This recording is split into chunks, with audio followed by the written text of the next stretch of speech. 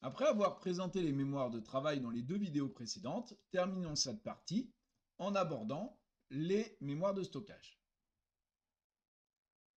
Deux technologies principales existent actuellement, les disques durs magnétiques et les disques SSD.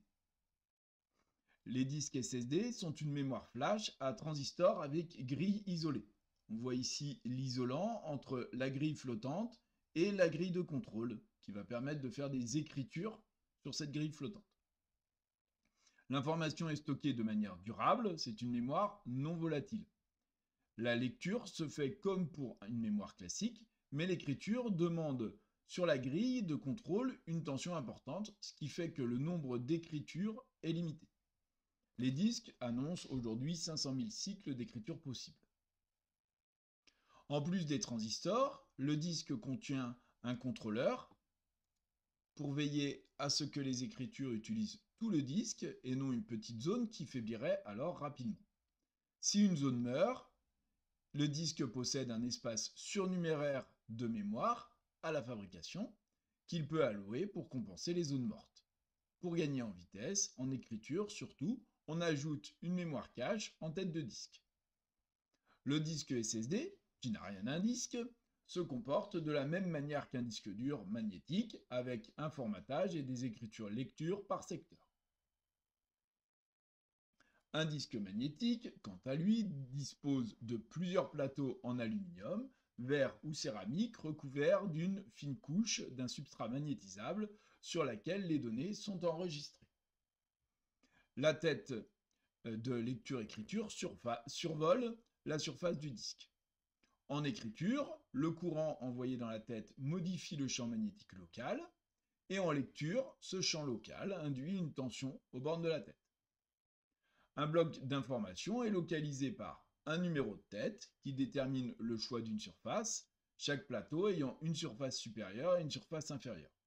Un numéro de piste qui détermine le cylindre et un numéro de secteur sur cette piste qui détermine à partir de quel endroit commencer à lire ou écrire les données pendant une rotation. D'énormes progrès ont été faits sur la densité d'informations. Les premiers PC dans les années 90 avaient des disques durs de 20 mégaoctets et pour le même prix environ, les nouveaux PC 30 ans plus tard peuvent facilement s'équiper de 20 téraoctets, c'est-à-dire 1 million de fois plus.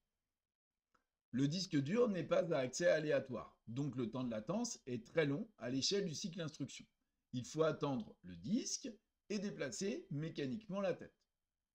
Un calcul rapide indique qu'un disque tournant à 6000 tours par minute fait 100 tours par seconde, donc un tour en 10 millisecondes. En moyenne, il faut donc 5 millisecondes pour accéder à un secteur. Ce sont les temps de latence des meilleurs disques. Une fois la première donnée lue, pour des données contiguës, on peut atteindre un débit de 200 mégaoctets par seconde pour les meilleurs disques là encore. On voit ainsi que pour être efficace, il faut que les données d'un même fichier soient contiguës sur le disque.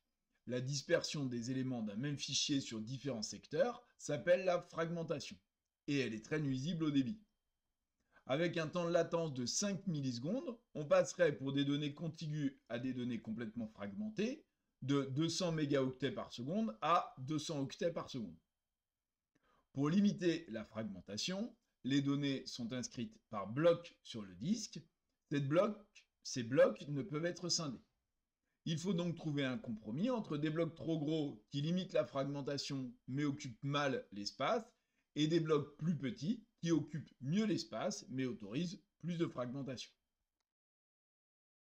Pour augmenter le débit et diminuer le temps de latence, comme sur les disques SSD, on ajoute de la mémoire cache. Ressortent ainsi les avantages des disques SSD, plus rapides et robustes grâce à l'absence de pièces en mouvement, avantages antagonistes à ceux des disques durs magnétiques, ayant eux une très forte capacité à faible coût. Il est envisageable que sur ce plan coût, ils se fassent rattraper par les disques SSD. Un passage via un marchand en ligne permet de voir les disques en rayon et de comparer les prix. Les bus NVMe et SATA de connexion des disques au chipset seront présentés dans la partie 3 de ce cours. Les disques durs magnétiques sont vendus uniquement sur bus SATA, ayant un débit maximal de 6 gigabits par seconde, au-delà des performances des disques. Le coût du gigaoctet est très faible. Les SSD ont fait des progrès en termes de prix et de capacité disponible. On les trouve au format disque dur de pouce et demi sur bus SATA comme les disques magnétiques. Profitant de la densité des mémoires flash, pour bénéficier de leur débit important, les circuits intégrés de mémoire flash sont positionnés sur une barrette communiquant via le très rapide bus PCIe, comme les cartes graphiques. Le débit peut alors atteindre 24 gigabits par seconde. Présentées sous forme d'une barrette mémoire, ces mémoires de stockage peuvent difficilement justifier leur commune appellation disque dur SSD. Pour améliorer le stockage, 3 architectures RAID permettent des fonctionnalités différentes. L'architecture RAID 0 répartit les données sur 2 disques de manière entrelacée. Il est alors possible de lire ou écrire un fichier qui serait réparti sur les 2 disques. Les blocs sont répartis de manière alternée sur les disques 1 et 0. En faisant des accès simultanés aux 2 disques, on bénéficie d'un débit en lecture comme en écriture multiplié par 2. L'architecture RAID 1 ou mirroring consiste à copier les informations sur les 2 disques. On parle d'architecture redondante. La panne d'un disque alertera sur l'usure des disques, mais sans désagrément, les données étant stockées aussi sur le second disque. Enfin, l'architecture RAID 5 combine la répartition des blocs du RAID 0 et une redondance de type parité. Il faut n plus 1 disque pour disposer de la capacité utile de n disques, par exemple 4 disques pour 3 utiles dans la configuration présentée. En cas de défaillance d'un disque, il est possible de reconstruire toutes les données à partir des n disques restants. Les technologies RAID ou similaires sont utilisées par les systèmes de stockage en réseau, NAS pour Network Attached Storage. Ces systèmes peuvent être personnels ou sur le cloud.